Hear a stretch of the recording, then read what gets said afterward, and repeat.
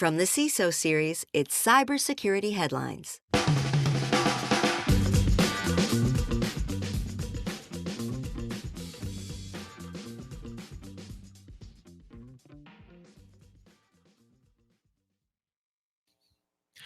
Microsoft upsizes CrowdStrike magnitude. Delta says, yeah. Dark Angels cops record-breaking ransom payment, and precog alert, Argentina will use AI to predict future crimes. These are some of the stories that my colleagues and I have selected from this past week's cybersecurity headlines, like a series of ping pong balls coming down to shoot. We're reading those, we're checking the tea leaves, and now we're ready for some insight, opinion, and expertise from our guest, Dennis Pickett, VP and CISO over at Westat. Dennis, thank you so much for being here. Really appreciate you making the time and lending us your wisdom. Can't wait to run down the news with you. Absolutely. Rick, thanks for having me. I appreciate it. It's going to be a fun time talking about the news of the week. Yeah, a lot of some interesting angles, some follow-ups, obviously talking about CrowdStrike. We'll get into all of that. First, though, want to thank our sponsor for today, DropZone AI, the industry's first AI autonomous SOC analyst. Remember to join us on YouTube Live. To do so, go to CISOSeries.com, hit that old event drop-down, and look for the cybersecurity headlines week in review image. If you're clicking on it, you're joining us. You can subscribe in YouTube, all that fun stuff. We can't wait because we want your comments in the chat. We've already got CCL. I see Jeremy Perry in there. I'm doing Romper Room all of a sudden. I'm just naming people. It's very awkward, but I'm thrilled to have them there. I want to see all of their great comments. We've got about 20 minutes, though, so let's just jump right into it. First one, CrowdStrike, still top of mind for everybody. Microsoft admits CrowdStrike incident far greater than first reported. Obviously, it's been 2 weeks. We all remember where we were when the great CrowdStrike outage hit. Will be a while before we know the full extent of the damage. Everybody doing their due diligence, but Microsoft has already hinted that the initial estimate of 8.5 million machines crashing too low.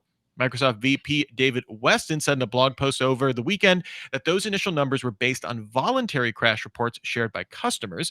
Since every customer didn't share their crash report, Weston wrote the initial 8.5 million figure was a subset of the number impacted logically, we would assume.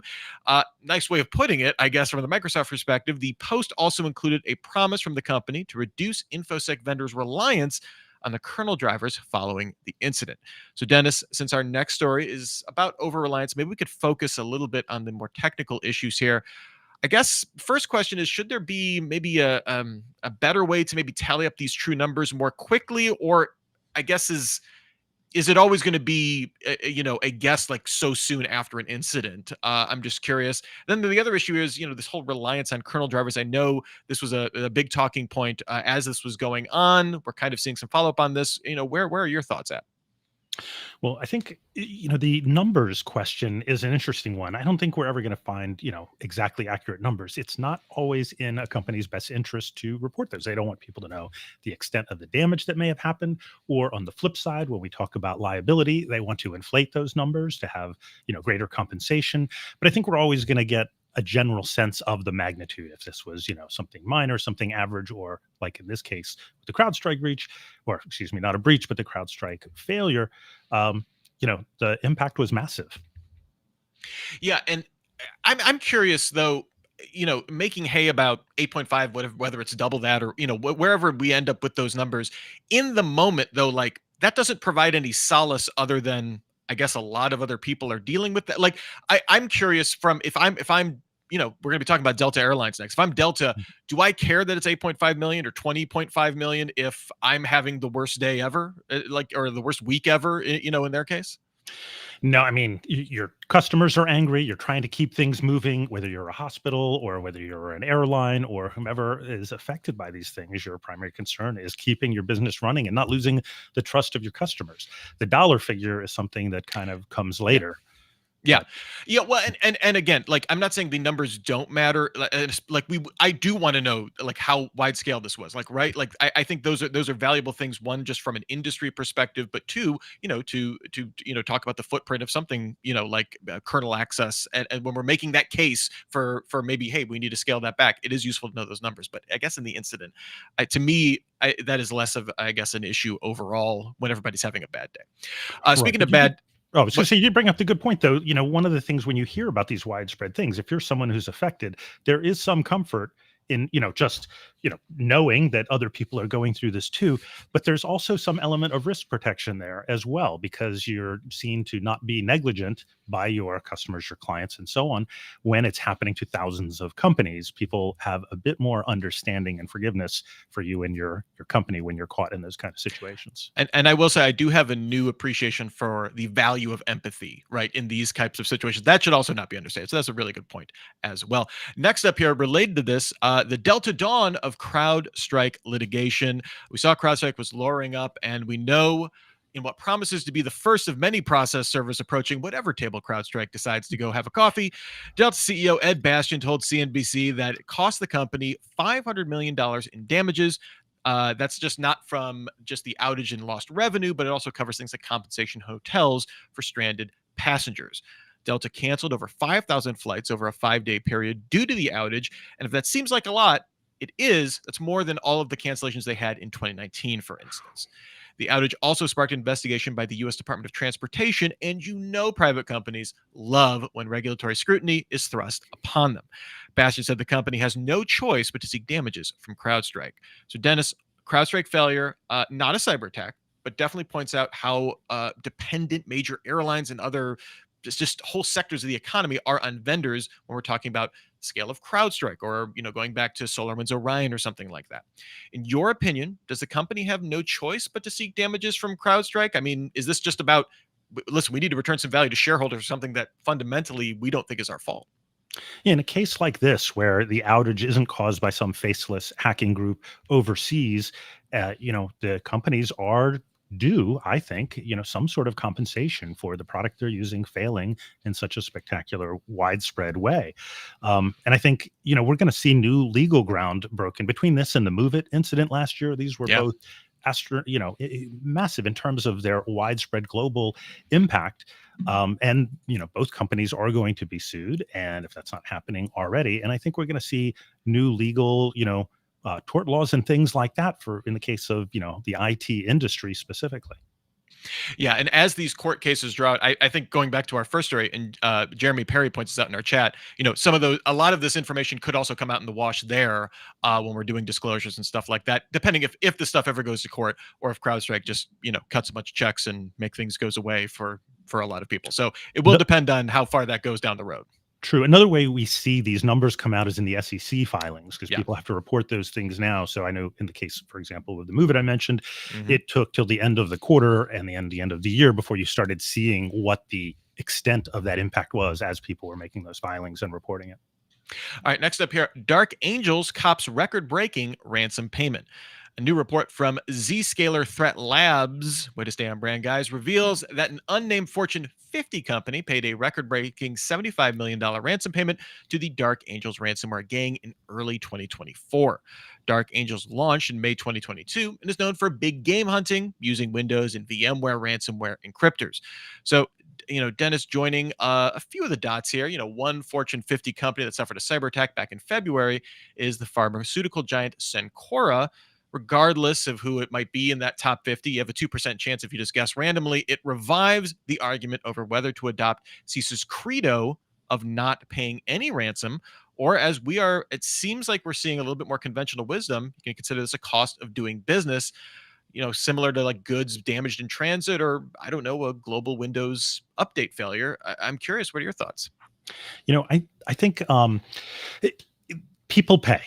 Right. It's unfortunate. And it's a nice idea to say we should not pay, because then there'll be no money to be made. And maybe this ransomware proliferation that we've seen over the last, decade will start to subside. But people always pay. I went to a seminar by somebody who's specialized in helping companies through this. And that was something he said that really shocked me. He's like, everybody pays. You have insurance.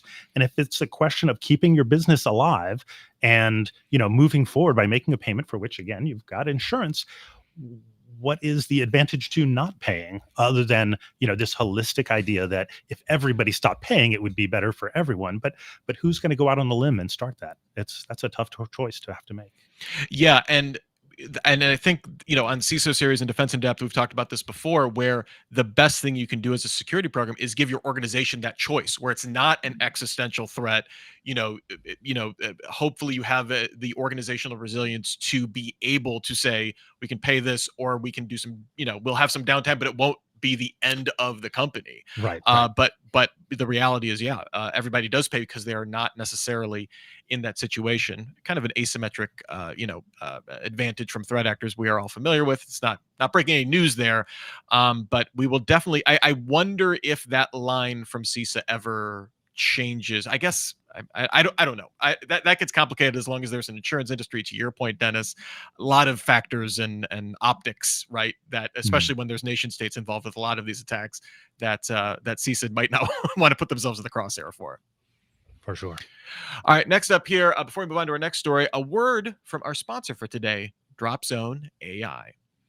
DropZone AI's analyst investigates alerts with unmatched speed and precision, providing clear, actionable reports. Experience the power of autonomous threat detection. Meet DropZone AI at B-Sides Las Vegas, or visit DropZone AI for a 3-month free trial. That's DROPZONE.ai.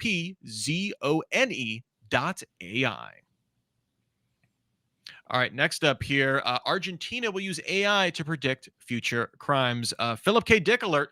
In a move straight out of the novella and movie Minority Report, Argentina's security forces have announced plans to use artificial intelligence to predict future crimes.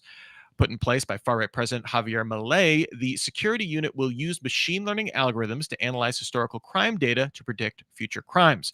It also is expected to deploy things like facial recognition software to identify wanted persons, patrol social media, analyze real-time security camera footage to detect suspicious activities. Basically, you pick the dystopia. You can choose your activities there. So, Dennis, I have this story filed under, what could possibly go wrong. It is likely that this is definitely part of posturing from a populist leader who always wants to look tough on crime. That's kind of the order. When you have that, you can never be too tough. But it opens the door to the possibility of other countries using a similar AI toolkit to predict crime. What's your take on this? I think you can look at this in a couple ways. One certainly is the headlong direction we're going into the dystopian future that science fiction authors and movies have been predicting for years. But if I were to rephrase this and say, we're a police department or a state, and we're going to take a data-driven approach to tackling crime so we can apply our resources in the most effective manner, you might go, well, that sounds reasonable. And I think that's a lot of what's happening. When they talk about AI and future crime, it sounds very interesting and it sounds a little scary. But at the same time, if you're looking at the statistics and saying that, crime happens more often every Saturday night in these 3 blocks, let's put more police there on Saturday nights on those 3 blocks. That seems like a reasonable approach. So, I'm concerned about the dystopian future where people could take this too far. Inevitably, somebody may. But I don't think it's wrong to use data and AI to fight crime and do other things. Max Tronic points out in our chat, though, if you look at history, police departments have tried kind of some of this future tech, facial recognition, gunshot detection for a variety of reasons. Those have proved to, I know for gunshot detection, a lot of, false signals and stuff like that, and leading to wasted resources, kind of the opposite of that. And facial recognition, there's a whole host of issues why that's not being used for, litigation, but also effectiveness. There's a whole equity argument there that we're not going to get into. I do think one of the instances that I think, not getting into pre-crime, but like using AI tools, for me, it's always I always think of body cam footage, right? Mhm. Where, these are supposed to be the transparency that we need. But the reality is it's like, well, you need an equal number of people to, it's like reviewing content on YouTube. Like there's an impossible amount now of footage to review. And if you can have stuff that can reliably, I'm not saying that the technology is ready, but reliably review that, I think that is, that could also open up, Could be used for be good. useful, yes, for a Yeah. variety of people, police, and for transparency, into law enforcement too.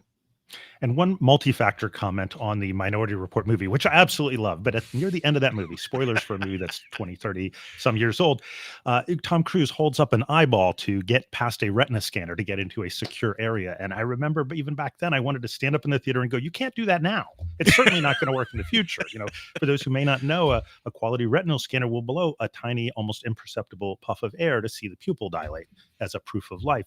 Same with the quality fingerprint reader will check for a pulse and things like that. So I love the movie, but that really took some of the wind out of it there at the end. So everybody think about stealing eyes to get around retinal scanning. Right. Please don't do it. You've heard it here first. All right, next up here, Columbus breach proves costly. The city of Columbus, Ohio, was forced to restore its systems this past week following a cyber attack. Following a cyber attack meant services were cut or reduced once again to pen and paper. The ransomware group Resida has claimed responsibility and is demanding $1.9 million in Bitcoin.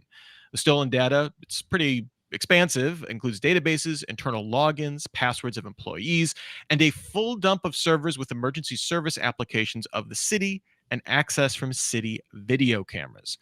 A senior security researcher at SecureWorks, Keith Jarvis, said the Columbus breach was likely the result of an opportunistic drive-by download cyber attack. This is where you just have malicious files from a ransomware group posted online trying to deceive people into downloading them. This origin has been confirmed by the mayor of Columbus, Andrew Ginther. Yeah, basically, they were very quick to say this wasn't a phishing attack, but it wasn't. Someone clicked on something that was bad. Once again, it appears that humans are the weak link in cyber defense, although we have, an entire show dedicated to this topic, defense in depth. Dennis, what are your thoughts about this Achilles heel in security, especially when we're talking about, municipal organizations or healthcare as we're increasingly seeing targeted? Sure. Well, two things. One, as you say, it's easier to hack in most cases the people than it is the machines, and that can lead to just as impactful in a negative way for the company and a positive way for the attacker, an outcome. And we see these things all the time. And you train your people, and you keep your education going, and you want to create this culture of skepticism and try to keep people from falling for these things. But inevitably, someone is. The second point I want to make is I really see these things are happening so often now, right? The breaches, people are getting letters in the mail all the time saying, oh, your information was compromised. I think we're seeing a social shift. The outrage that used to be there when somebody felt violated in this way is not there as much anymore. It's like the credit card industry. If somebody has a credit card lost or stolen or sees fraudulent charges, they don't react with outrage. They call the number. They know there's a mechanism there to get it fixed. It sort of becomes commonplace. And that's unfortunate, but I think that's kind of the social shift we're seeing with these data breaches. Yeah, I think culturally, we've accepted that we're going to get a random letter in the mail that lets us know we have 2 free years of credit monitoring and, and move on with our lives. Where as humans, we get used to to things that we thought were really bad, seemingly very quickly. What I hope is that the other societal mechanisms, whether it's companies doing a better job of obscuring that data, of fragmenting in a way that makes it less useful to threat actors, right? Of kind of the whole legal and protective mechanisms that we have for consumer protections mechanisms that we have for consumers. I'm not as sure that they're as comfortable with that, with our current situation with things like this, as opposed to our own comfort or at least apathy toward it. Yeah, we're getting desensitized. There's no question. All right, our last story for today, copyright traps could tell writers if AI has scraped their work. An article in the MIT Review describes a technique developed by a team at Imperial College London in which pieces of hidden text allow writers and publishers to subtly mark their works in order to later detect whether it's been used in AI models or not. This follows a tradition used by map makers who would add fake locations to maps to detect plagiarism. The code to generate and detect traps is currently available on GitHub, but the team also intends to build a tool that allows people to generate and insert copyright traps themselves. The developers admit, this technique is not foolproof since copyright traps could be found and removed, but by increasing their number, it could make complete removal more difficult. Dennis, although this story is about, manual insertion of fake data to detect or prevent plagiarism or, depending, whatever you want to call AI scraping of your data, is there anything in this technique that might be useful to cybersecurity? Something about the randomness of fake data that might upset or obscure malware? Or is this learning from cybersecurity in your view? Yeah, I think that's the case. I don't know if the exact technique that's here would apply in cybersecurity, but there's so many similar things that we're doing already and have been. Things like honeypots, putting false things out there to sort of detect what's happening and be able to build defenses around it. Salting and hashing things. If I want to send a file or have a user upload a file and verify that it came through exactly right, or download something from an authoritative or trusted source and make sure what I got is their file, I can compare those hashes of those things. And it's sort of a way to say this isn't fake. It's not copyright in that similar sense. So we have tools and techniques in similar ways in cybersecurity that we've been using. Yeah, this idea of putting a an indicator in the work. The only difference, I guess, with when I think of salting and hashing, my thought went to that exact same kind of use case too. The object there, though, is to still provide full fidelity of the of the message, right? Whereas Right. this is in a very probably imperceptible way changing the desired content to make it detectable in a weird way. That's the only that's Yeah. the thing that's weird to me, is that this like very slightly decreases, I guess, the work, right, to put in this protection I think mechanism. it's like equivalent to a watermark in a Yeah, document okay. that can't be That's fair removed. It's a enough. way to say, hey, this is, not, this is this person's original content. You don't pass it off as your own. And with AI, that makes it a lot harder to do these days. Yeah, the what I'm curious is, we've seen a lot as large language models, as these tools, Gen AI, become extraordinarily commonplace. We've seen a rush to be like either detection tools, whether it's for outputs or for inputs now, as we're seeing with this training data.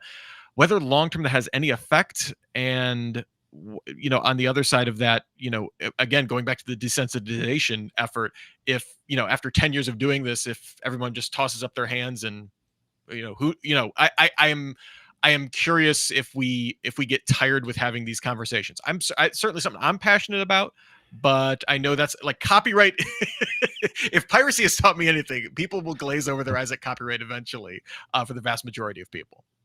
Yeah, and I think that copyright infringement or software copying and things like that is sort of an equivalent experience that IT has been through. But AI opens this up in a vast new way. Is this original content, or is this something created that's derivative from other authors? And at what point, if I read 10 books and then wrote my own, there's going to be some derivative things just subconsciously that seep through. At what point does it become plagiarism and not when AI is concerned? I think we're going to see the law Yeah, tackle that pretty soon. that's what the courts are for. Right. So we we have another quarter century of litigation to figure all of this out. My only hope is we get a song as catchy as "Don't Copy That Floppy" someday, as a result of this. That would be the win here.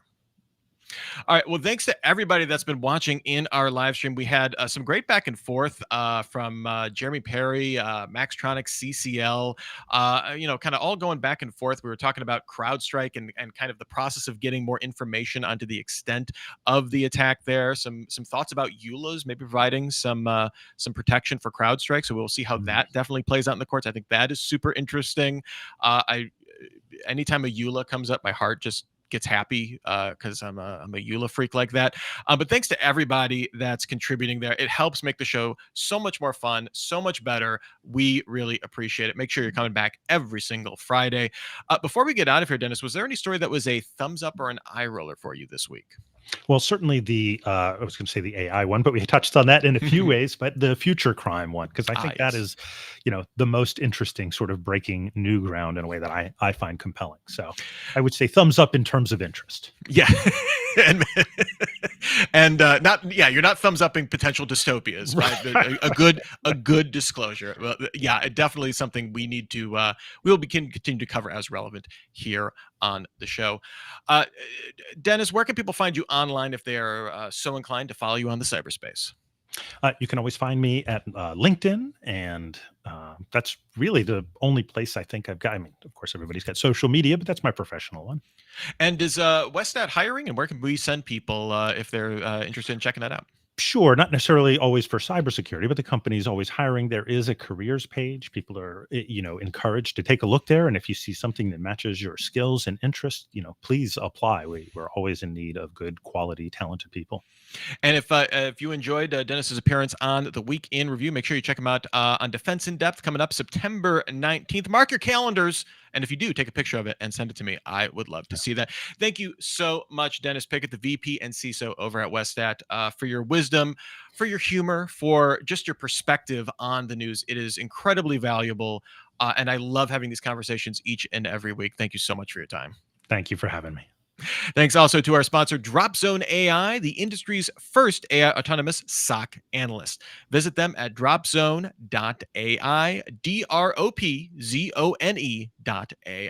And thanks again to our audience. Remember, we can't always get every single comment up on the screen, but we appreciate you being here. And we'll be back next week at 3:30 p.m. Eastern with another week in review. And you can still get your daily news fix every single day through cybersecurity headlines. Give us about 6 minutes. We'll get you all caught up.